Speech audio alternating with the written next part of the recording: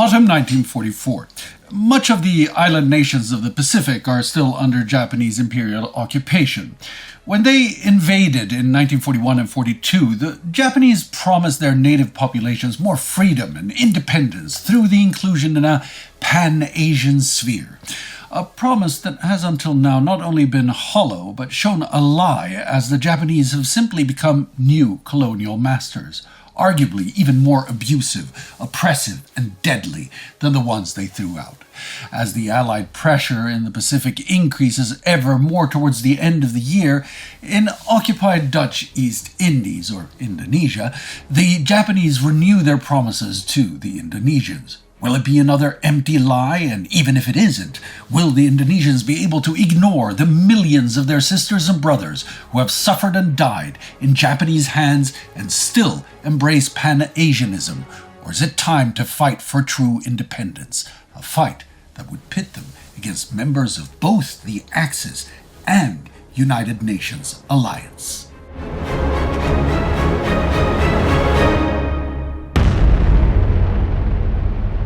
I'm Spartacus Olsson. This is War Against Humanity, a series of World War II in real time. Pan-Asianism and anti-imperialism. The Japanese have sung these slogans throughout the Asia-Pacific region to try and drum up support for their thinly veiled war of expansion. We've seen already that some nationalists in the region have bought into this message, seeking Japanese help for dreams of independence. But these stories have all gone much the same way, and things are no different in the Dutch East Indies. Here, Indonesian nationalists find that Japanese rule means disappointment, brutality, and continued subservience to imperial power. While some hope for the best and continue to collaborate, tensions are brewing that will come to decide Indonesia's fate. The years 1944 and 1945 are a crucial point in Indonesia's struggle against colonialism. The enormous archipelago that, as this war began, was the Dutch East Indies counts somewhere between 10 and 20,000 islands, depending on how an island is defined. Over 60 million people, and is rich in materials crucial for any modern economy like oil, tin, timber, rubber, and bauxite. The Dutch have ruled here since 1800, having nationalized the possessions of the Dutch East India Company. More than 97% of the population are indigenous islanders, 2% are Chinese immigrants, and about 0.4% Dutch or other European colonial settlers. Of the 300,000 Dutch who live on the island by 1940, roughly two-thirds are second, third, or fourth generation settlers born on the islands. But the balance of social and economic power is proportionally inverse to that with the Dutch administration controlling the vast majority of natural resources, trade, and industry. Since the First World War, Dutch rule has been challenged by nationalists calling for a unified and independent nation called Indonesia. We covered that process in our mini-series on the Indonesian War of Independence, which you should watch for a more detailed look at the build-up to this war and its aftermath. In any case, by the late 30s, the resource-strapped Japanese have their eyes firmly set on the Dutch East Indies and begin working to leverage Indonesian nationalism to their advantage. In 1939, Tokyo begins broadcasting anti-Dutch radio programming as part of their Light of Asia war propaganda effort. The Japanese promise to liberate Indonesians from colonialism and lead them into a brighter future of pan-Asian cooperation.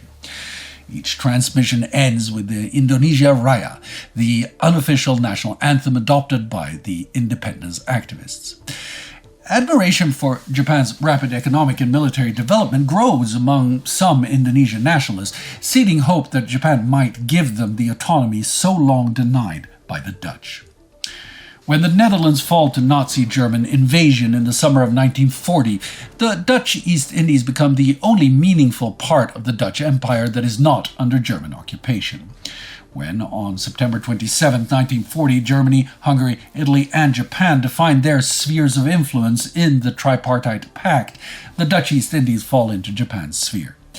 For the Western Allies, the vast archipelago constitutes a strategic source for natural resources in the continued war, and by the second half of 1941, the Dutch government in exile, Great Britain, and the US are making joint efforts to build up defenses against a potential invasion by Japan.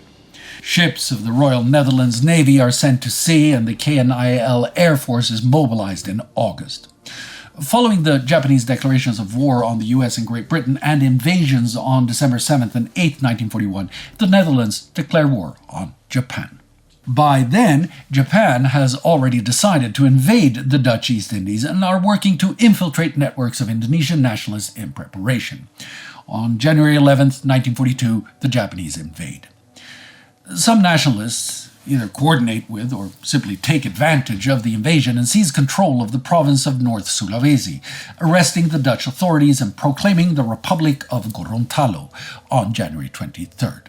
All over, the quickly overwhelmed Dutch forces resort to a scorched earth tactic to hamper the Japanese effort to gain control of the island's resources, industry, and infrastructure. This further increases antipathy for the Dutch colonial regime. As one middle-class Indonesian woman in the capital Batavia puts it, "It seems that the Dutch begrudge our having their factories and bridges. Why do they want to destroy them? Those who will suffer most are the Indonesians, because the people on those burnt-out estates will be without employment and will starve." After the Dutch surrender on March 9, 1942, the Japanese army is greeted by crowds chanting Banzai and waving Japanese flags distributed by nationalist committees. Groups of Indonesians assist the Japanese by killing Dutch stragglers or reporting their positions. The Indonesian writer and nationalist activist Pramoedya Anantatur will later sum up the mood. With the arrival of the Japanese, just about everyone was full of hope, except for those who had worked in the service of the Dutch. He's right about the prevailing mood, but most of the Indonesian civil servants who had worked for the Dutch simply switch over to working for the Japanese. The biggest losers are the Europeans and the Chinese. The Japanese herd some 100,000 Dutch and other European civilians into captivity, along with some Chinese. 80,000 Dutch, British, Australian, and American captured soldiers are confined in POW camps, where close to 30% will succumb to maltreatment, starvation, disease, and torture. Having seen their ancestral homeland brutalized, the ethnic Chinese population had long feared a Japanese invasion. With their privileged position in the Dutch colonial hierarchy, they now find themselves under attack by both the Japanese and the Indonesians. In two incidents on the eastern island of Kalimantan, the Japanese Navy massacres ethnic Chinese and Malays, along with anyone else deemed to be a potential source of opposition. In the first couple of months, the Japanese do indulge the idea of Indonesian independence, though. The Japanese rename the national capital from Batavia to Jakarta, and Dutch street names are taken down. They allow the singing of the Indonesia Raya and raising of the red and white flag of the independence movement. The Japanese also court prominent figures from the nationalist movement. Key among these are Sukarno and Muhammad Hatta of the Partai Nasional Indonesia, or Indonesian National Party, PNI, a left-wing pro-independence party established in 1927. Sukarno, who founded the party, and Hatta, who has led the party since 1932, have been in forced exile since the mid-1930s. The Dutch moved them through a string of prisons and remote islands where they remained at the outbreak of war. Now they return and accept jobs as advisors to the Japanese military administration on the condition that Japan will recognize Indonesian independence. Together with Ki Hajar Dewantara and Mas Mansur, they form a quattuorvirate to act as intermediary between the Japanese and the Indonesian people. Sukarno travels the country, spreading the nationalist idea and propaganda, extolling the greatness of Japan and Emperor Hirohito. Hatta lectures on Japanese-friendly economic ideas in Jakarta. Other young nationalist figures, including the writer Pramoedya, who I mentioned earlier, head to the capital to work for the Japanese propaganda agency. Now, the Japanese have officially banned all political activity, parties, and associations. But the ban isn't strictly enforced at first, and nationalists across Indonesia are able to set up a variety of local committees. In March, the local committees organize a conference which proclaims the nationalist aims. First, an independent Indonesia, and second, the realization of a greater Asia under the leadership of Japan. The local committees set up propaganda and information sections and collect intelligence on Dutch soldiers in hiding, subversive foreign nationals, and the locations of caches of arms and fuel. These local committees and civil organizations also distribute food and repair Dutch sabotage. But soon the Japanese embrace, or should I say tolerance, of Indonesian independence comes to an end. In July 1942, the Japanese begin strictly enforcing the ban on political associations.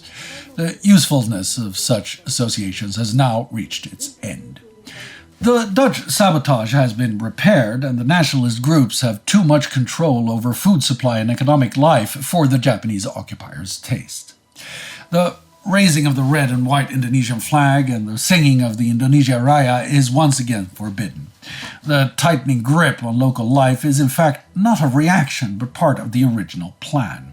All the way back in November 1941, a document entitled Main Points for the Execution of the Administration of the Occupied Territories stated clearly, "Natives and aborigines shall so be guided as to induce them with a sense of trust in the imperial forces, while premature encouragement of their independence movements shall be avoided." Despite all the rhetoric about pan-Asianism, the Japanese still see the vast majority of Indonesians as little more than racially inferior serfs. Now the Japanese proceed to force millions of Indonesians into forced labor programs. The line between simply involuntary and downright slave labor is blurry, and it's hard to know exactly how many of these slaves or rumusha there are. The term is never formally defined, and the rumusha carry out tasks ranging from light housework to heavy, dangerous construction projects. Their term of service vary from days to months or even years. The estimates that we do have indicate that the system is enormous.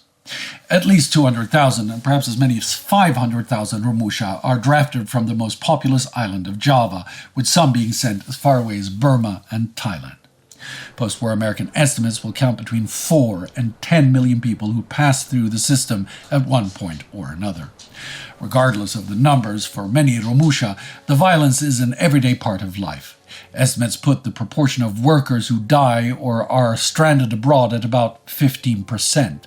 Japanese violence is not only physically painful, but also serves to demean the workers, like when the Japanese systematically use slaps in the face as punishment for even the smallest infraction, as deliberate humiliation, because many Indonesians regard the head as the most honorable part of the body. While men and women both are drafted as laborers, the Japanese also force hundreds of Dutch and thousands of Indonesian and Chinese women into servitude as sex slaves for the armed forces inside the comfort women's system. Held in military brothels across Indonesia and abroad, they will be repeatedly raped by Japanese soldiers and officials for the duration of the war. Again, we do not know exactly the number of women from Indonesia who fall victim. Even after the war, most of them have no desire to talk about their experiences. But the number is certainly in the thousands. Food is also a constant struggle. During Dutch rule, almost all of Indonesia was self-sufficient in rice. Eastern Indonesia was not, however, and relied on imports from Java or from other countries like Burma and Thailand. Now, the eastern Ambon Islands are plunged into an extreme food shortage. Meanwhile, there is even famine in the political and economic center, Java. This is not because of a shortage of rice, but because the Japanese are unable or unwilling to effectively distribute it. Taking into account the forced labor program, famine, the kidnap and brutalization of women, the violence and murder meted out on ethnic and political opponents, and the conditions in POW camps, it is no surprise that the United Nations will estimate the death toll in occupied Indonesia at least to 4 million people, with some estimates running much, much higher. Sukarno's actions in all of this are complicated. Along with Hatta, Dewantara, and Mansur, he continues to work with the Japanese regime despite the betrayal of independence ambitions and the continued imperial subjugation of the Indonesian people. During his tours through the country, Sukarno even helps as a recruiter of forced laborers. Yet all along, he sees himself as working towards the ultimate goal of complete independence for Indonesia, not some sort of vassal status within the Japanese empire. Meanwhile, some nationalists do reject cooperation and take the fight directly to the Japanese. This underground resistance movement is, however, very limited in scope, and much of the information concerning it will die with the resistors or be destroyed by the Japanese. A leading figure in this resistance is a young socialist lawyer named Amir Sharifuddin. Despite having previously arrested him for his links to communism, the Dutch intelligence services give Amir funds in May 1942 to organize a resistance movement. From what we can piece together, the activities of groups like Sharifuddin's include producing journals, disseminating anti-Japanese propaganda, and committing minor acts of sabotage. In any case, the effect of such campaigns is very limited. Unlike Sharifuddin, most of Indonesia's intellectual and political class will either collaborate with the Japanese or stay neutral. And with few exceptions, the resistance will succumb to the Japanese security forces. Sharifuddin is arrested and sentenced to death in 1943. Once again, we see the complex role that Sukarno plays as he uses his influence with the Japanese to secure Sharifuddin's release. Sukarno's reluctance might be attributed to that despite the terror they inflict, the Japanese continue to dangle the prospect of greater autonomy in front of the Indonesians, especially as the war turns against the empire. Most significantly, the Japanese agree to set up an Indonesian officered volunteered militia, the Pembela Tanah Air, or Defenders of the Homeland, PETA, in October 1943. This is something that the Dutch had steadfastly refused to do, despite calls from Indonesian nationalists. Gatot Mangko Praja is one of the driving forces behind this and will later claim that he presented the Japanese authorities an impassioned petition signed in blood. His memoir reads, "I was then taken to the office of Captain Marusaki, where pen and ink had been prepared for me. In front of Captain Yanagawa and Captain Marusaki, in order to prove to them my personal dedication, I pricked my left arm with a pen until it bled, and then, with this blood, I wrote a letter of request to the government of Dainippon in Tokyo." Although it is still under Japanese control, PETA has Indonesian officers, and its men are conscripted from the Indonesian youths. By the end of the war, PETA will consist of almost 70 regiments with 37,500 men across the island of Java and beyond. The Japanese think that PETA will help defend against an Allied invasion of Indonesia, but in fact, PETA will prove to be a threat to their rule. As the Pacific War turns further and further against Japan during 1944, Allied ground forces bypass the archipelago as they island hop towards the home islands. Meanwhile, the U.S. Navy submarine war strangles Japanese shipping. Inflation and an Asia-Pacific rice drought intensifies, further worsening the food shortages on the islands. The PETA officers' corps becomes increasingly bitter about the poor treatment and harsh training experience under the Japanese, all worsened by the lack of respect they are shown, like when Japanese NCOs refuse to salute nominally superior Indonesian officers. Increasingly, PETA officers come to believe that it is they who must free Indonesia from imperial rule, whether Japanese or Dutch. With the Japanese war situation becoming ever bleaker, Japanese Prime Minister Kuniaki Koizo declares in September 1944 that Indonesia will be granted independence at some point in the near future. This will be formalized on December 7th, the third anniversary of the attacks on Pearl Harbor and U.S. and British interests on the Asia-Pacific Rim. But no hard and fast date for actual independence is set. In any case, it isn't enough to stave off the insurrection brewing within PETA.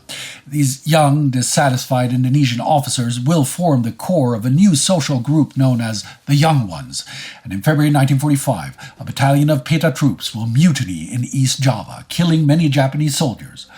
Although this small rebellion will be quashed, those shots will be a precursor to the Indonesian Revolution and the bloody and tangled War of Independence, which will burst forth after this war ends.